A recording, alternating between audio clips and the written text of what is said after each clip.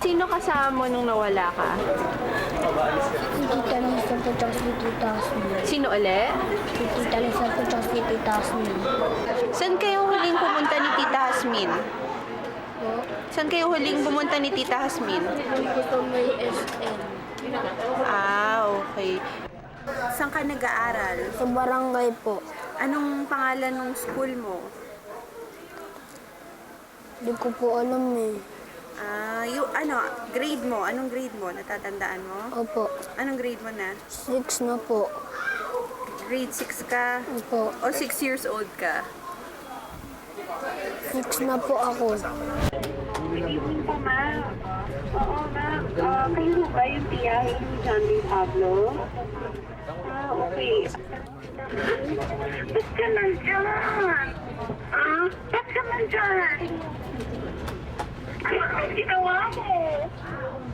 Wala kayo. Anong wala ka? Nandun ako sa likod mo eh. Andun ako sa likod. Ba't nandyan ka na? John Ray, ano ka ba? Bigay mo na sa ano. Susunduin kita dyan. Susunduin kita dyan. Sige. Wala pang isang linggo ang nakalilipas, isa na namang kaso ng pagkawala ang inilapit sa amin. January 25, nung dalhin sa aming tanggapan si John Ray Pablo, 6 years old. Napulot daw siya ng rescue team ng MMDA sa may Santolan Station ng MRT. Sino kasama mo nung nawala ka? Si Tita Lisa po tsaka si Tita Asmin. Sino uli? Si Tita Lisa po tsaka si Tita Asmin. Saan kayo huling pumunta ni Tita Hasmin? Po, Saan kayo huling pumunta ni Tita Hasmin? hindi po may SM. Okay. Tapos, bago kayo sumakay ng tren, Sinubukan naming alamin mula sa bata ang address ng kanyang tirahan at telephone number. Pero bukod sa mga pangalan ng mga kasama niya nung araw na yon, wala na itong maibigay na konkretong impormasyon sa amin. saan ka nag-aaral? Sa barangay po. Anong pangalan ng school mo? Hindi ko po alam eh. Grade mo? Anong grade mo? Natatandaan mo? Opo, Anong grade mo na? 6 na po. Grade 6 ka? Opo, O 6 years old ka? 6 na po ako.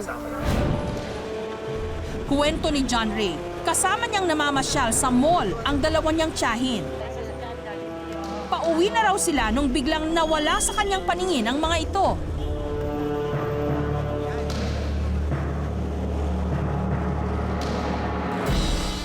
Lumabas daw siya ng mall at sumakay ng jeep hanggang napadpad sa istasyon ng MRT.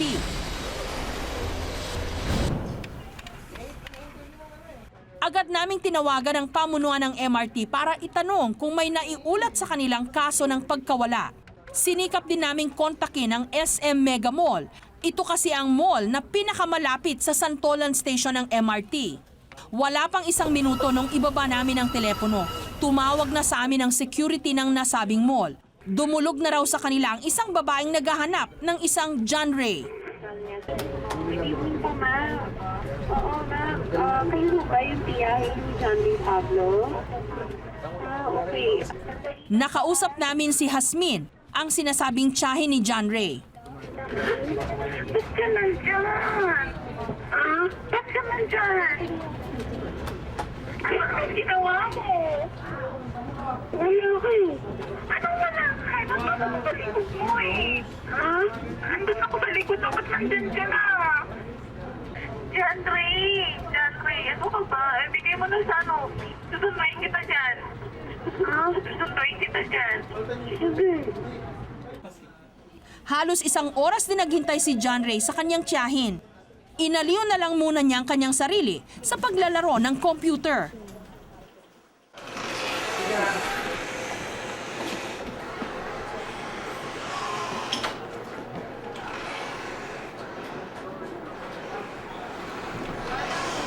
Dito po sige, ate, tuloy po kayo. Salamat.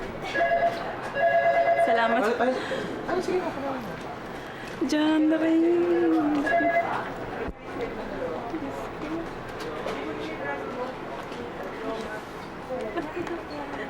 Ikaw ba? Bakit? Ba't ka umalis sa akin?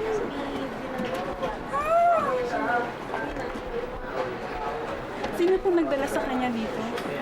Diyos ko, 3 oras na po ako naghahanap. Tinala siya ng taga-MMDA Rescue Team, Timog. Natagpuan daw siya sa may Annapolis, Santolan Station. Diyos ko, ang layo na napuntahan niya. Tatawid pa. Sandaling panahon lang na nawalay sa kanyang pamangkin. Pero si Jasmine, todo ang pag-aalala. Sabi ko sa kanya, doon ka lang po. Tapos nung pag ganyan ko, wala na. Akala ko lumipat lang ng bangko. Umikot-ikot ako. Tanong ako sa guard kung may nakita silang ganito. Wala daw. Pumunta na ako sa admin ng SM Mega Mall. Wala rin. Ilang oras na ako. Pinulikat na ako sa kakaikot-ikot. Wala talaga yung bata.